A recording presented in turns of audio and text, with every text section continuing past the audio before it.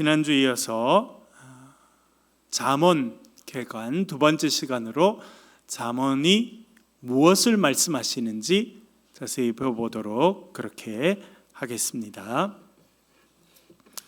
첫 번째, 잠언의 기록 목적입니다. 잠언은 왜 기록했느냐? 잠언 1장 2절부터 4절까지 말씀을 천천히 같이 읽겠습니다. 시작. 이는 지혜와 훈계를 알게 하며 명철의 말씀을 깨닫게 하며 지혜롭게 공의롭게 정의롭게 정직하게 행할 일에 대하여 훈계를 받게 하며 어리석은 자를 슬기롭게 하며 젊은 자에게 지식과 근신함을 주기 위한 것이니. 아멘. 지난 시간 우리가 개관 첫 번째 시간 하면서 이 잠언을 누가 썼는지 배웠습니다. 여러분, 주로 누가 썼던가요? 솔로몬이 썼다는 것을 배웠습니다. 물론 아굴의 잠언도 있고 르무엘의 잠언도 있습니다만 많은 부분은 솔로몬의 잠언이다라고 하는 것을 배웠습니다. 솔로몬은 많은 잠언을 실제로 본인이 이야기를 했습니다. 그래서 솔로몬이 말한 잠언의 많은 부분들이 우리가 갖고 있는 이 잠언 책에 있다, 이렇게 생각이 됩니다. 그런데 여러분, 잠언은 어디 쓰려고 기록하고 편집했다는 것을 말씀드렸습니까? 어디에 쓰려고 했다는 겁니까? 지혜 학교에서 사용할 교과서로 만든 것이다 말씀을 드렸습니다. 지혜 학교.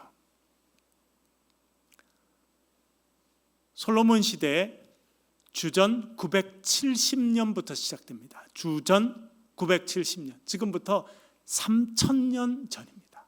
3000년 전. 얼마나 오랜 전입니까? 그런데 그때 벌써 젊은이들을 불러 모으고 그 젊은이들에게 학교를 세워서 교육시키는 것의 중요성을 깨닫고 알고 있었습니다. 여러분, 유대인들은 전 세계 인구의 0.2%밖에 안 됩니다. 0.2%. 그런데 말씀드린 것처럼 지금까지 받은 노벨상의 25%는 유대인들이 받았습니다.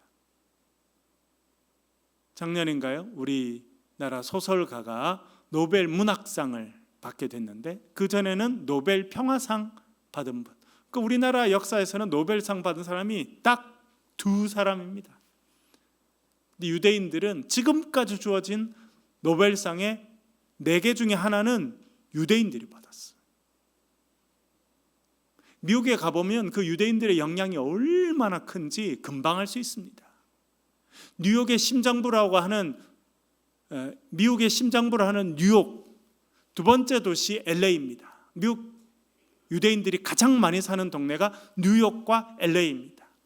그리고 LA에 제가 한 3년 넘게 살았는데 LA의 큰 빌딩은 한 3분의 1은 유대인들이 다 갖고 있습니다. 유수한 하버드, 예일, 프린스턴 유수한 대학의 유명한 교수들은 유대인들이 엄청 많습니다. 유대인들은 사실은 학계를 다 붙잡고 있습니다. 학문 세계는 유대인을 빼고 말할 수 없습니다. 왜 그럴까? 그래서 유대인들 교육에 대한 연구가 얼마나 많습니까? 우리나라도 여러분 유튜브에 가서서 유대인 교육 치면 얼마나 많은 자료가 나오는지 모릅니다. 왜? 우리 민족은 특별히 공부에 관심이 많잖아요. 자녀 교육. 그것이 우리가 지금 발전하게 된 아주 중요한 힘이거든요. 우리나라 자원이 제대로 나는 게 있습니까? 기름 한 방울 안 나지 않습니까? 철광석이 납니까?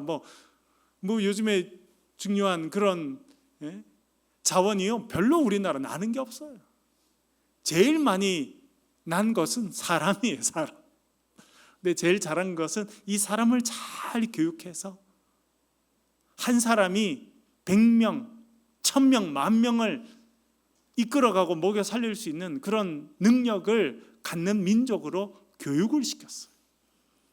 그 우리나라의 큰 장점은 교육이라고 하는데 있을 수 있습니다. 그런데 우리보다 훨씬 더 교육에 앞서 있는 민족이 유대인들입니다. 그래서 유대인 교육에 대한 연구는 너무나 많습니다. 특별히 하브르타라고 불려지는 교육은 지금은 우리나라 일반 학교에서도 엄청 많이 도입해서 하려고 합니다. 기본적인 거는 토론하는 겁니다. 토론. 한 주제를 가지고 토론하는 거예요. 그러면 그런 공부 방식은 유대인들이 어디서 났느냐? 구약 하나님의 말씀 토라를 한 구절 읽고 그 의미를 토론하는 데서 시작했습니다. 그 시작은 사실은 집에서부터 했습니다. 우리는 좋은 학교 보내고 좋은 학원 보내놓으면 공부 잘해라 생각했지만 오해입니다. 왜? 집에서 훈련이 안 된 애들은 밖에 가서 못합니다. 유대인 아빠의 가장 중요한 의무는 어린아이들이 말을 하기 시작해서 이제 말을 해서 말을 듣고 이해하기 시작되면 벌써 토라의 말씀을 펴서 읽어줘야 되고 가르쳐야 되고 걔가 질문하면 대답해줘야 됩니다. 여러분 아이들 어릴 때 길러보니까 어릴 때 애들이 질문이 많습니까? 질문이 없습니까? 아빠 이거 뭐예요? 아 쟤는 왜 저렇게 걸어요? 왜 색깔이 저래? 새는 왜 하늘에 날아요? 우리가 생각하지 못했던 질문을 아이들은 많이 합니다. 그런데 대부분 그때 우리는 어떻게 합니까? 자세히 알려줍니까? 학교 가서 물어봐라 이럽니까? 아빠들은 그죠. 엄마한테 가서 물어봐라. 엄마는 학원 가서 물어봐라. 그러니까 애들이 입을 다물게 돼요. 유대인들은 그것을 오랫동안 알았습니다. 그래서 아이들이 질문이 많을 때 그때 하나님의 말씀을 가르쳐 주는 거예요. 슈마 이스라엘 아도나이 알로헤이누 아도나이 에하드. 슈마 이스라엘, 이스라엘아 들으라. 그러면서 신명기 말씀부터 이렇게 알려주면 듣는다는 게 뭐예요? 아빠 뭘 들어야 돼요? 이렇게 질문하면 하나님 말씀을 들어야 된다는 거 알려주고 이야기해주고 그렇게 습관이 돼서 아이들이 학교에 가니까 학교에서 토론이 이루어지는 거예요. 우리는 유교 교육 가운데 뭐가 미덕입니까? 입을 다무는 게 미덕이에요.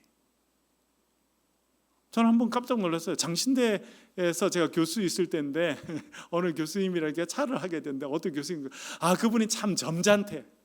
그 교수님 참 점잖고 괜찮다. 왜 그러니까 말이 없대. 교수들은 말을 많이 해야 되는 사람 아닙니까?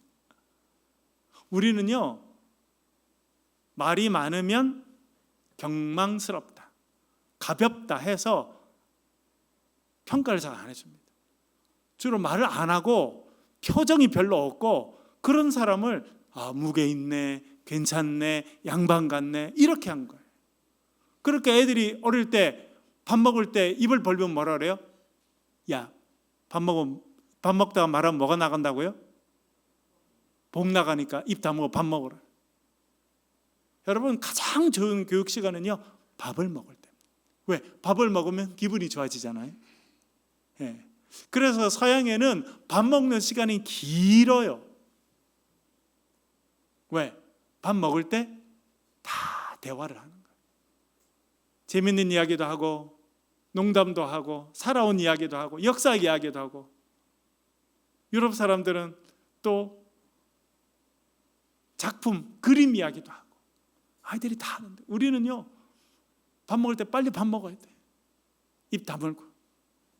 여러분 이번에 우리가 그리스 가봤잖아요. 그리스 이스탄불에 있는 한인 식당에 우리가 2번이나 밥 먹었죠. 한국 분들은 싹 와서 식사하시고 바로 빠져주니까 식당은 할렐루야 하는 거잖아요.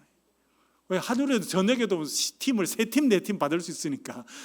서양 사람들은 한 팀 오면 그날 끝입니다. 왜? 그 사람들은 앉아가지고 3시간 말하면서 밥 먹을 거니까.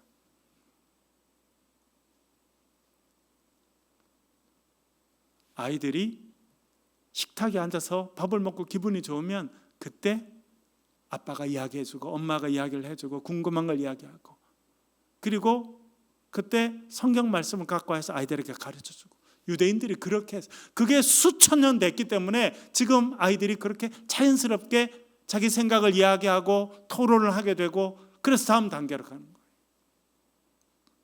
그거 뭐 하부르타, 유대인들이 말을 많이 하는구나, 우리 나라에서 갖고 와서 도입하자. 그래서 뭐 중학교 고등학교 자율학습하고 토론 수업하지만 학집에서 훈련이 안 된 애들이 어떻게 학교 나와서 하겠습니까? 너무 중요합니다. 그런데 그것이 벌써 언제부터 시작됐느냐? 솔로몬 시대부터 시작돼요. 지금부터 3000년 전부터 지혜의 말씀을 하나 던져놓고 가르쳐주고 토론하게 하고 이야기하게 하고. 여러분, 이번에 그리스 하면서 여러분 알렉산더 대왕 동상이 있는데 가봤었잖아요. 마케도니아 지역에 저희들이 이번에 가게 됐는데, 제가 우리 그리스 가시는 분들에게 여러 번 설명드렸습니다만, 알렉산더 대왕의 아버지는 빌립 2세라는 사람이었는데 좀 무식하다라고 하는 평가를 받았습니다. 칼은 잘 쓰지만 무식한 사람이다. 실제로 좀 그랬습니다. 그는 전쟁을 잘하고 아주 용맹하고 땅을 많이 차지했지만 지식이 깊지 못했어요. 그래서 사람의 격이 높지 않았습니다. 그래서 그는 큰 땅을 차지하고 많은 나라를 지역을 다스리는 사람이었지만, 저 남쪽에 있는 아테네 사람들이 늘 야만인이라고 무시를 했습니다. 그래서 그는 자기 아들은 그런 평가를 받지 않았으면 좋겠다 하고 선생님을 한 명 데리고 왔는데, 그 선생님이 누구라는 겁니까? 아리스토텔레스. 저와 여러분이 알고 있는 그 인류 역사의 최고의 철학자라고 할 수 있는 아리스토텔레스를 데리고 옵니다. 부탁을 해서 모셔온 거죠. 그리고 내 아들 알렉산더를 가르쳐 달라. 그래서 알렉산더는 용맹한 아버지 밑에서 태어나서 어릴 때부터 말을 타고 칼을 쓰는 훈련을 했습니다만, 이 이름 뭐죠? 아리스토텔레스로부터 고급스러운 언어를 배웁니다. 고급스러운 언어.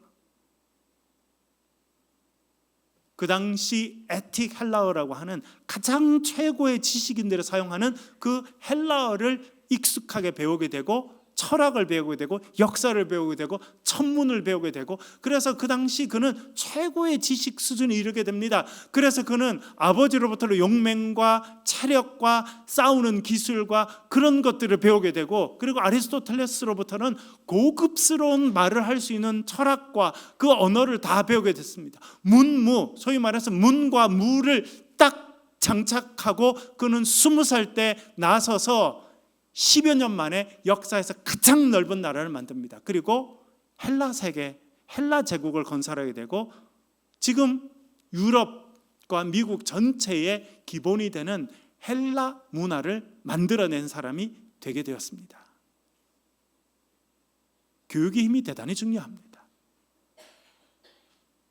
어떻게 보면 그것은 솔로몬 시대 이후로 유대인들이 흩어져서 유대인들이 자녀들을 교육하고 하는 그런 것들이 일부분은 영향을 미쳤다, 이렇게 생각이 됩니다. 그래서 솔로몬은 이 다음 세대를 위해서 가장 중요한 것은 교육을 시키는 거다. 그래서 잠언을 적습니다. 그래서 잠언 1장 1절은 다윗의 아들 솔로몬의 잠언이다, 그렇게 말하고 2절부터 그 목적을 이야기하죠. 내가 이것을 이렇게 쓰고 집대성하는 목적이 있다는 겁니다. 뭡니까? 이는 지혜와 훈계를 알게 하며 명철의 말씀을 깨닫게 하며, 우리가 조금 있어도 이야기하겠습니다만, 뭘 알려주냐면 지혜를 알려주고 명철한 자가 되게 하기 위해서 이것을 썼다는 거예요. 그 다음에 뭐라 말합니까? 지혜롭게, 공의롭게, 정의롭게, 정직하게. 좋은 말 다 나왔죠, 여러분? 아이들을 지혜롭게 만들고 또 정직하게 살고, 개인적으로는 지혜롭고 정직해야 됩니다. 그러나 밖에 나가서 사회생활을 하게 되고 리더로 이끌어가면 어떻게 해야 됩니까? 뒤로 백 받고 돈 받고, 그런 사람이 지도자가 되면 나라가 망하게 돼 있어요. 그래서 뭐라고 말합니까? 공의롭게, 정의롭게 하는 것을 배우도록 하는. 그러니까 지도자들을 어릴 때부터 지도자가 될 왕자들과 귀족들을 가르치면서 뭐라 하냐면 개인적으로 너는 지혜로운 자가 돼야 된다. 그리고 너는 정직해라. 거짓말하면 안 돼. 제가 계명 문화대 가서 학생들에게 어제도 가르치고 계속 가르친 게 있어요. 공부 잘하는 게 중요하지 않다. 시험 잘 보는 게 중요하지 않다. 그러나 올바른 태도를 갖는 게 가장 중요하다. 늘 이야기하거든요. 그 태도 중에 기본은 뭡니까, 여러분? 속이지 않는 거예요. 정직한 거예요. 그리고 그 사람들이 리더가 돼서 나라를 이끌어가고 단체를 이끌어가면 어떻게 하라는 겁니까? 공의롭게, 정의롭게. 그래서 돈 받고 판결을 굽게 하지 말고, 가난하다고 함부로 대하지 말고, 백성들을 사랑하고 누구든지 법 앞에서 공의롭게 정의롭게 살아갈 수 있도록 그런 나라를 만들어라. 지금 그렇게 교육했다는 것을 벌써 알려주고 있습니다.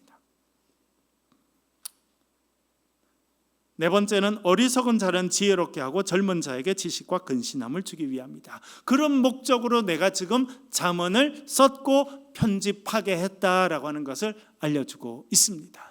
여러분 보십시오. 우리나라도 위정자들이나 잘 나가는 사람들이 뭐에 걸립니까? 다 이런 이 가장 기본적인 게 걸리는 거 아니에요, 그렇죠?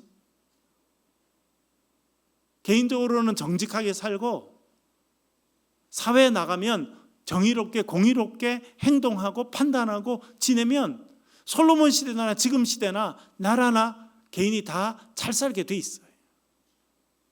사람의 삶은 3000년 전이나 지금이나 별로 다르지 않습니다. 지혜의 핵심이 있죠. 우리 지난번에 살펴보아서 간략하게 넘어가겠습니다만 다시 한번 정리할 필요가 있어서요. 여호와를 경외하는 것이 지혜의 핵심입니다. 지혜와 명철을 얻게 하려고 하는데 핵심이 지혜인데 지혜가 무엇이냐? 1장 7절 여러분 이 말씀을 꼭 외우면 좋을 것 같습니다. 시작. 여호와를 경외하는 것이 지식의 근본이오늘 미련한 자는 지혜와 훈계를 멸시하느니라. 아멘. 9장 10절 비슷한 내용, 그러나 좀 더 강조하는 내용은 9장 10절에 나옵니다. 같이 한번 읽어보겠습니다. 시작. 여호와를 경외하는 것이 지혜의 근본이요 거룩하신 자를 아는 것이 명철이니라. 아멘. 지혜는 어떤 사람에게 하나님이 주신다는 겁니까? 여호와를 경외하는 자. 경외한다 무슨 뜻입니까? 사랑한다는 의미도 근본적인 의미는 좀 두려워하는 거예요. 두려워. 여러분 왜 하나님을 두려워하게 됩니까? 여러분 지난번에도 제가 말씀드렸습니다만 여러분 하나님을 인격적으로 경험해 보셨습니까? 누가복음 5장에 가면 베드로가 밤새 그물을 던져서 물고기를 잡으려 했는데 물고기를 한 마리도 못 잡습니다. 그래서 너무 지친 몸과 마음으로 밤새 수고했는데 물고기 한 마리 못 잡았네. 그러나 그물은 여러분 어부들은 반드시 바다일을 하면 그물을 잘 정리해야 됩니다. 왜? 물고기를 한 마리 안 잡았어도 그러면 뭐가 걸렸을까요? 나뭇잎도 걸리고 나무 가지도 걸리고 돌도 걸리고 별게 다 걸린단 말이에요. 그게. 그래서 잘 그걸 정리해서 물로 잘 씻어서 정리해놔야 그 다음날 또 쓸 수 있습니다. 그래서 잘 정리하고 있는데 예수님 나타나셨잖아요. 깊은 곳에 가서 그물을 내려라. 제가 밤새도록 수고했지만 얻은 것이 없었습니다. 그러나 당신의 말씀에 의지해서 제가 그물을 내리겠습니다 해서 그물을 내렸잖아요. 그런데 그물이 찢어질 만큼 물고기를 잡게 됩니다. 혼자 다 끄집어낼 수 없어서 옆에 친구를 불러가지고 다른 배가 와서 두 배가 그 그물을 올려서 물고기를 담았더니 얼마나 물고기가 많이 잡혔는지 배가 어떻게 되게 됐다고요? 물고기를 담았더니 너무 물고기가 많아서 배가 물에 잠기게 됐다는 거예요. 그것에 너무 놀랍니다. 그래서 베드로가 뭐라 그럽니까? 주여 나를 떠나소서 나는 죄인이로소이다. 지금 베드로는 뭘 느낀 겁니까?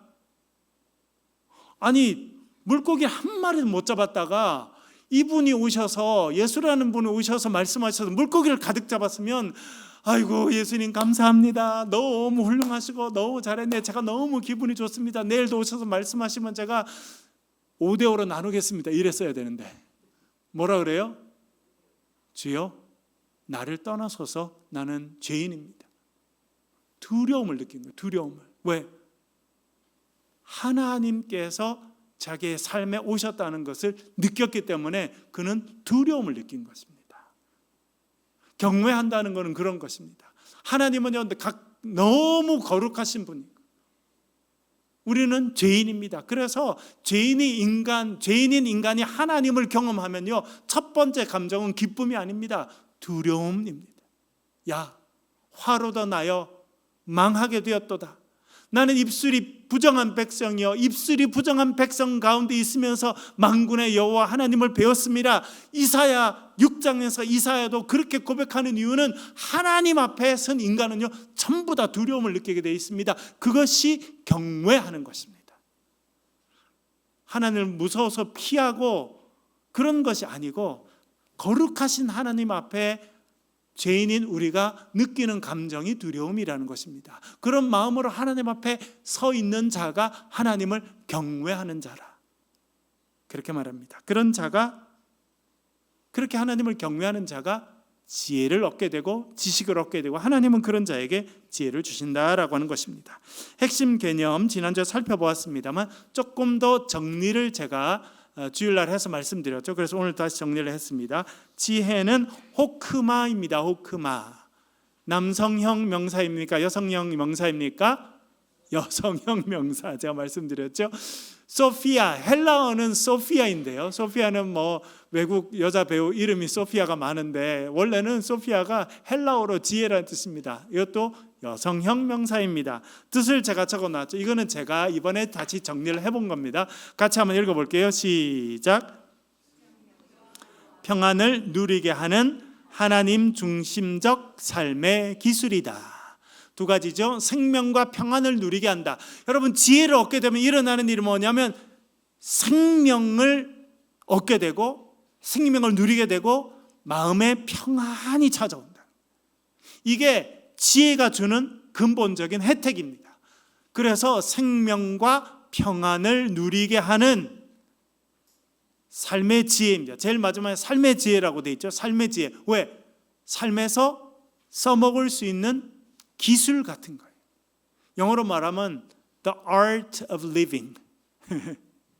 에릭 프롬이라는 사람이 The Art of Loving, Art of Love, 사랑의 기술이라는 책을 써서 세계적인 이제 사상가가 되었는데, 저는 여기서 삶의 기술이다, Art of Life, Art of Living, 삶의 기술. 여기서 기술은 테크닉이라기보다는 Art라고 쓰는 게 좋겠습니다. Art, 영어로 말하면 Art.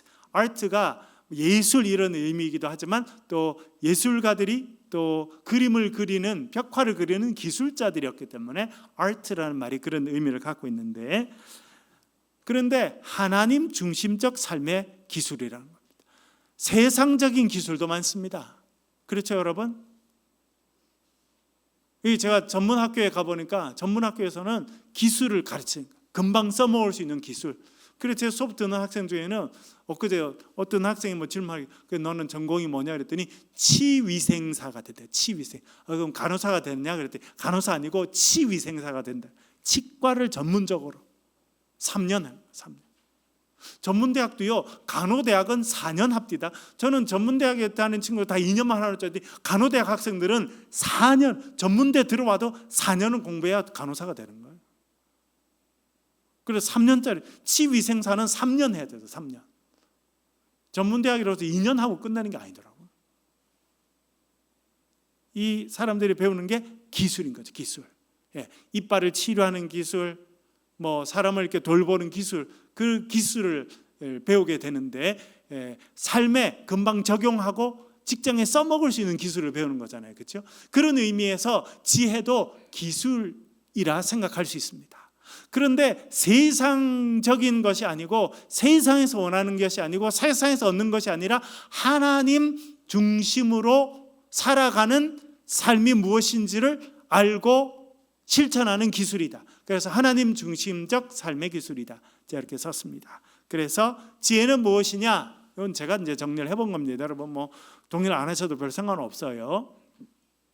생명과 평안을 누리게 하는 하나님 중심적 삶의 기술이 지혜다. 3장 17절 18절 읽어보겠습니다. 3장 17절 18절 시작. 그 길은 즐거운 길이요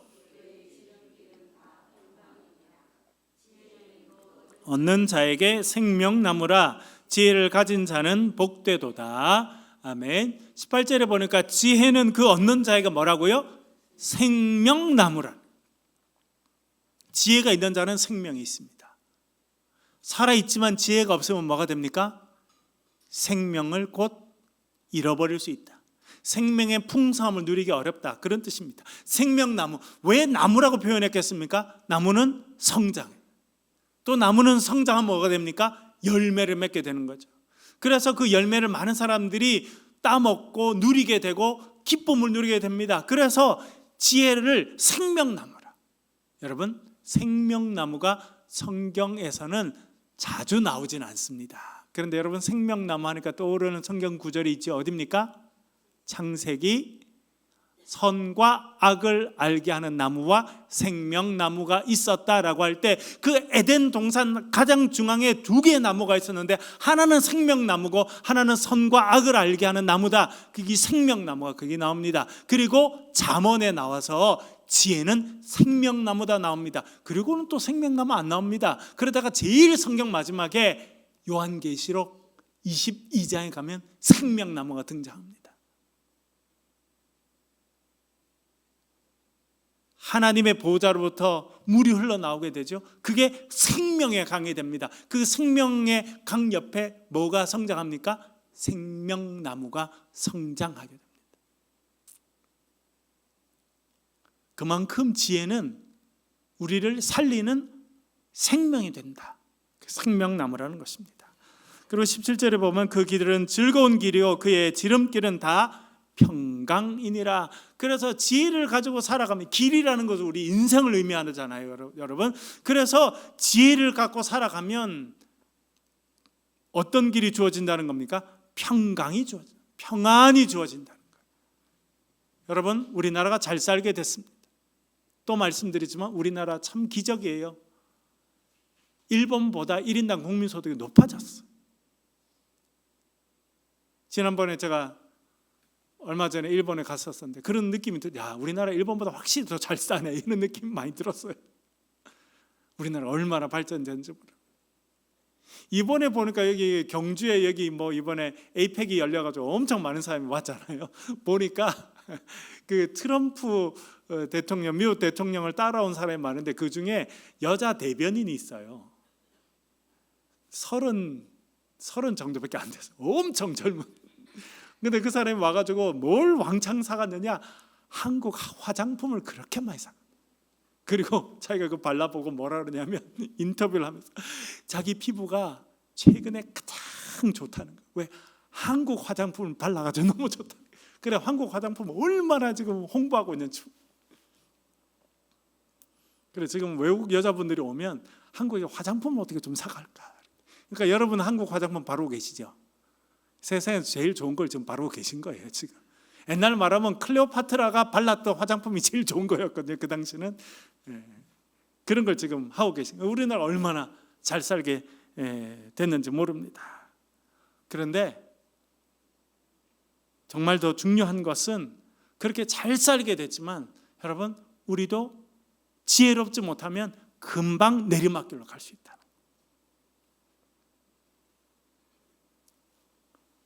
그리고 여러분, 그렇게 잘 산다고 다 평안하지가 않습니다. 우리나라 21세기 대한민국 사람들 잘 살고 있어요. 그 저랑 아내랑 어디 지난번에 우리 그리스 갔을 때도 사실은 그리스 가면 음식 되게 맛있겠다 기대를 했는데 싹 다 먹고 나니까 그냥 그러네, 이런 느낌이 들었어요. 왜 그랬을까요? 우리가 지금 너무 잘 먹고 잘 사는 거예요. 너무 맛있는 걸 많이 먹기 때문에 해외 가도 지금은 이제 맛있는 건 별로 없어요. 우리나라 그만큼 잘 삽니다. 그런데 우리나라가 뭐가 제일 높아졌습니까? 우울증이 엄청 높아졌어요. 극단적인 선택하는 사람은 계속 세계 1등을 달리고 있어요. 왜 그래요? 마음이 불안해. 마음에 평안함이 없어요. 근심과 불안과 두려움 가운데 잠을 못 자고 불안하고 힘들고, 그런데 오늘 성경이 뭐라 그러냐면 지혜를 가지고 살아가면 평안의 길이 열린다는 거예요. 그게 지혜가 주는, 그리고 우리가 지혜를 가져야 되는 이유라는 것입니다. 잠언 3장 1절 2절 읽어보겠습니다. 잠언 3장 1절 2절 같이 읽을게요. 시작. 내 아들아, 나의 법을 잃어버리지 말고 내 마음으로 나의 명령을 지키라. 그리하면 그것이 내가 장수하여 많은 해를 누리게 하며 뭘 더한다고요? 평강을 더하게 준다. 그것이 지혜가 주는 혜택입니다. 이렇게 31장 2절부터 6절 읽어보겠습니다. 왜 지혜를 삶의 기술이라고 말하는지 여기 나옵니다. 읽어볼게요. 2절부터 6절 읽어보겠습니다. 시작. 내가 유다 지파 훌의 손자요 우리의 아들인 부살레를 지명하여 부르고 하나님의 영을 그에게 충만하게 하여 지혜와 총명과 지식과 여러 가지 재주로 정교한 일을 연구하여 금과 은과 노스로 만들게 하며 보석을 깎아 물리며 여러 가지 기술로 나무를 새겨 만들게 하라. 내가 또 단 지파 아이사막의 아들 오홀리압을 세워 그와 함께 하게 하며 지혜로운 마음이 있는 모든 자에게 내가 지혜를 주어 그들이 내가 내게 명령한 것을 다 만들게 할지니. 아멘. 하나님께서 부살레를 세우시고 오홀리압을 세우시고 돕는 자들을 세우시고 그들에게 지혜를 주셨습니다. 그 지혜를 받았던 사람은 뭘 했다는 겁니까? 성막을 만들고 또 촛대를 만들고 물두멍을 만들고 성막에 필요한 거, 지금의 엔지니어들이 하는 일들을 다 해서 실제로 하나님의 영이 충만해서 지혜를 받은 사람들이 그 당시 가장 귀중한 성물들을 실제로 손으로 다 만들어냈다는, 지금의 말하는 기술자의 역할을 했다는 것입니다. 그래서 성경에 말하는 지혜라고 하는 것은 머리가 좋고 판단만 잘하는 것에 끝나는 것이 아니라 우리의 삶에서 새로운 것을 만들어내는 기술, 삶의 기술을 의미하는 것이다. 그렇게 이해해 볼 수 있겠습니다. 명철에 대한 이야기는 제가 주일날 했는데, 제가 지난 수요일날은 2가지로 정리했는데 주일날 3가지로 정리했죠. 그래서 다시 한번 정리해 보겠습니다. 명철로 번역된 단어가 물론 이 외에도 있습니다만 주로 이 3개가 적혀집니다. 첫 번째 비나라고 하는 것입니다. 비나, 분석하고 구별하는 분별력이다. 분별력. 그게 비나라는 단어로 주로, 비나라는 단어가 주로 가르칩니다. 두 번째는 트부나. 타분이라고, 제가 지난 타분은 이제 명철하다 이런 뜻이고, 트부나는 명사인데요. 분석한 것을 통합하고 결론을 내는 통찰력이 필요하다. 분석은 조금 더 좁은 걸 한다면 통찰력은 넓은 걸 이야기합니다. 그리고 세 번째는 뭐입니까? 세켈입니다. 세켈, 쉐켈이 아니라 세켈, 통합한 것을 실행해서 목표를 이루는 실행력이다. 이렇게 제가 정리를 해보았습니다.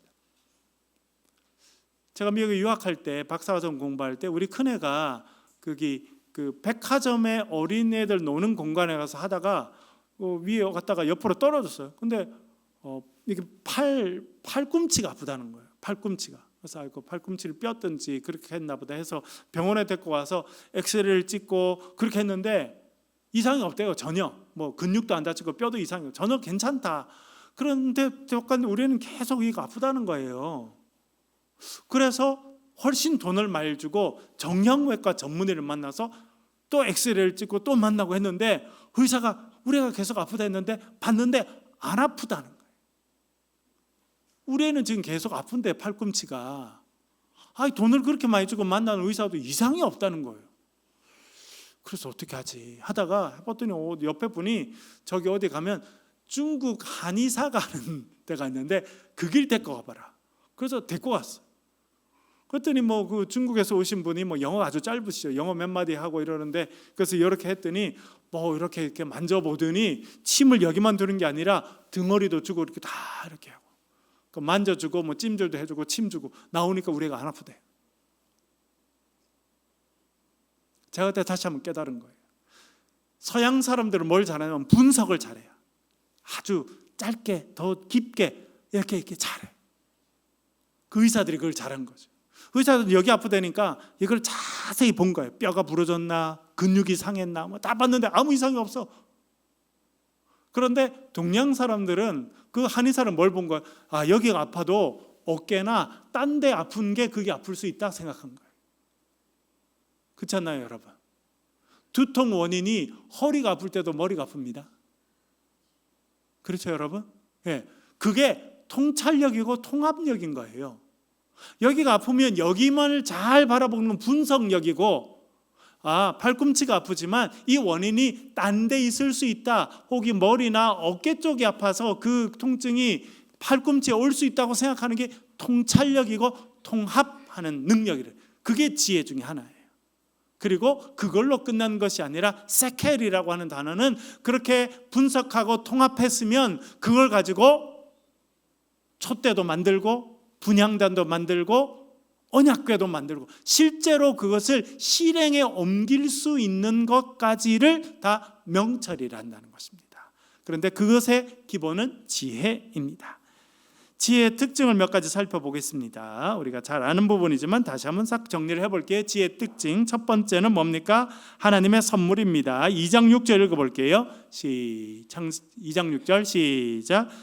여호와는 지혜를 주시며 그의 입에서 지식과 명철이 나오며. 아멘. 지난주에 제가 말씀드렸죠. 지혜는 누가 주시는 거다?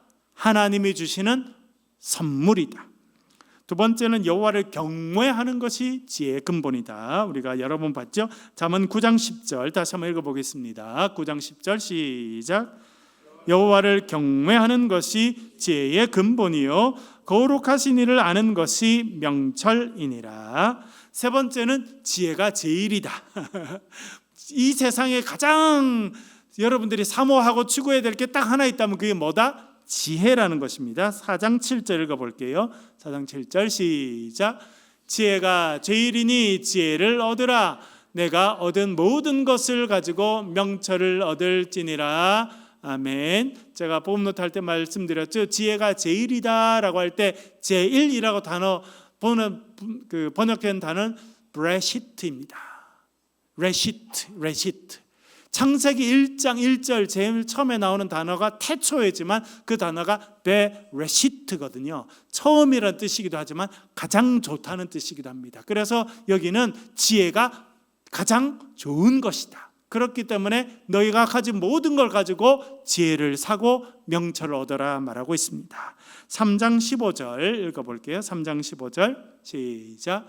지혜는 진주보다 귀하니 내가 사모하는 모든 것으로 이에 비교할 수 없느니라. 아멘. 뭐보다 귀하다는 것입니까? 진주. 복음 노트 할 때 말씀드렸습니다만 제가 깨달았어요. 여러분, 진주가 어떻게 생기는 겁니까? 조개 안에서.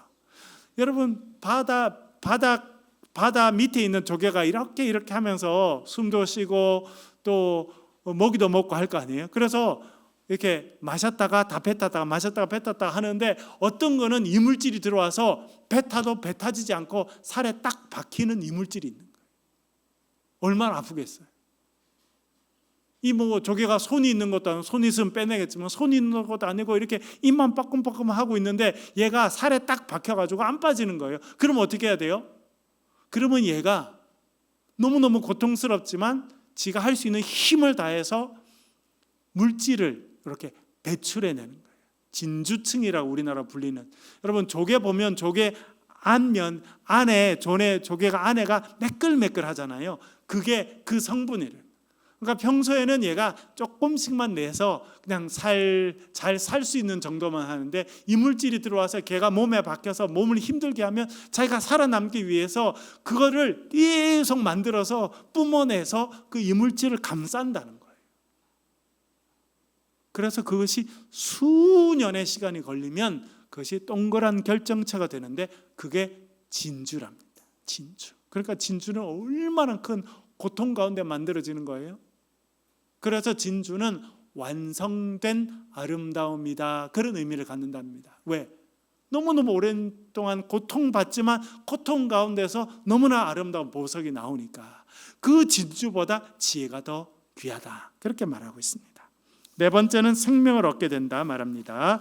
읽어볼게요. 8장 35절 같이 읽겠습니다. 시작. 생명을 얻고 여호와의 은총을 얻느니라. 아멘. 아까 말씀드렸죠. 지혜는 그 얻는 자에게 생명나무와 같다라고 할 때 마찬가지입니다. 또 지혜는 얻는 자에게 복이 됩니다. 복 있는 자. 3장 13절 읽어볼게요. 시작. 지혜를 얻는 자는 복이 있나니 명철을 얻는 자는 사람 중에 존귀하니라. 지혜를 얻으면 복이 있고 명철을 얻으면 사람들 가운데 존귀한 자가 된다. 그렇게 말해주고 있습니다. 그리고 지혜는 말로도 드러납니다. 10장 31절 읽어볼게요. 10장 31절 시작. 지혜로운 자의 혀는 선한 것을 말하거니와.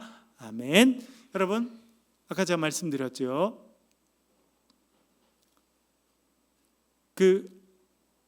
알렉산더의 대왕의 아버지는 교육을 많이 받지 못했습니다. 그래서 큰 나라를 다스리고, 이번에 가보니까 마케도니아 여기는 평지더만요. 엄청 뭐도 많이 나고.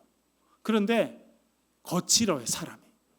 그래서 야만인이라고 그렇게 평가를 받아요. 그래서 우리 아들은 그런 평가를 받지 말게 해야지. 그래서 아리스토텔레스를 데리고 와서 어릴 때부터 그걸 가르쳐 준 거잖아요. 여러분, 커서 하는 것보다 어릴 때 하는 게 훨씬 중요합니다. 어릴 때부터 가르쳐 주니까 얘가 아리스토텔레스부터 철학도 배우고 천문학도 배우고 그리고 말하는 기술을 배우고, 그래서 그는 칼로 전 세계를 정복해서 가장 넓은 나라를 만들었습니다만, 여러분, 칼로 한다고 다 정복이 됩니까? 그럴 것 같았으면 일본이 우리나라 점령한 다음에 우리가 다 일본어를 쓰고 살아야지. 일본이 다 물러갔잖아요. 그렇죠? 왜 그래요? 부드러운 태도를 갖고 있지 못해서 그렇습니다. 그러나 알렉산더 대왕은 말도 아주 부드럽게 잘했어요. 결국 자기가 아내로 얻은 사람은 마케도니아 여자가 아닙니다. 어디입니까? 페르시아의 어느 족속의 공주를 자기 아내로 맞이합니다. 자기 부하들이 다 깜짝 놀랐어요. 무슨 소리입니까? 이방 여자, 우리 측면에 봐서는 이방 여자인데 어떻게 이방 여자랑 결혼을 합니까? 집에 마케도니아에도 예쁜 아가씨 많은데 왜 이방 여자를? 그런 생각이 달랐어요. 그리고 그가 고결한, 칼만 잘 쓰는 게 아니라 지식층의 부드러운 말을, 선한 말을 할 수 있었기 때문에 그 사람들도 알렉산더를 왕으로 다 맞아줬습니다. 그래서 헬라 제국이 건설하게 됐습니다. 선한 말을 하는 거죠. 마지막으로는 겸손한 자가 받습니다. 잠언 11장 2절 같이 한번 읽어볼게요. 시작. 겸손한 자에게는 지혜가 있느니라. 아멘. 그러니까 겸손한 자가 지혜를 얻게 되고, 반대로 말하면 교만한 자는 지혜를 얻는다 못 얻는다? 교만한 자는 어리석은 자고, 어리석은 자는 지혜가 없는 자고, 지혜가 없는 자는 어떻게 합니까? 음녀에게 빠지는 거예요. 그래서 다음 시간에는 여성으로 되어 있는 이 지혜, 그리고 음녀라고 이야기되는 부분 좀 자세히 살펴보도록 하겠습니다. 우리 같이 한번 기도하겠습니다. 기도하실 때 말씀을 가져 기도하겠습니다. 하나님, 우리가 지혜의 사람이 되게 도와주십시오. 지혜와 명철을 얻게 해주셔서 하나님 중심의 삶의 지혜를 얻게 하시고 생명나무의 인생으로 살게 도와주시옵소서. 소리를 통성으로 같이 한번 기도하겠습니다. 아버지 하나님,